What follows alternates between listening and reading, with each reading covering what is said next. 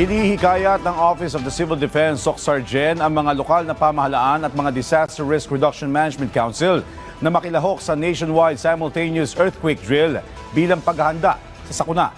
Narito ang balitang pambansa ni Stephen Patron mula sa Philippine Information Agency, SOCSARGEN.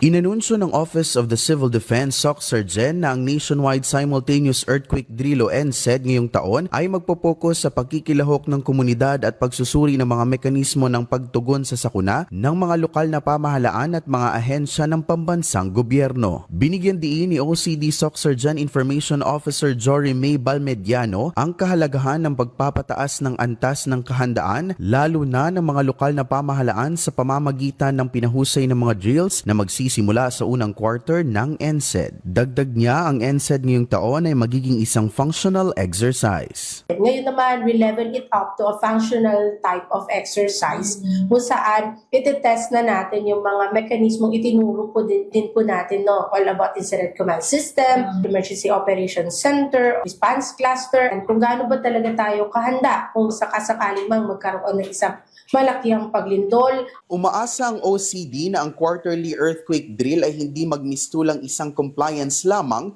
bagkos hinimok din ito ang mga LGU at ang kanilang mga Disaster Risk Reduction and Management Council na isapuso ang mga aktibidad sa pamamagitan ng pagtiyak na ang mga ginagawang drills ay mabisa at tunay na nagpapalakas ng kamalayan ng mga komunidad sa sakuna at kahusayan sa pagtugon sa panahon na kinakailangan. Mula sa Philippine Information Agency, SOCSARGEN, Stephen Patron, Balitang Pambansa.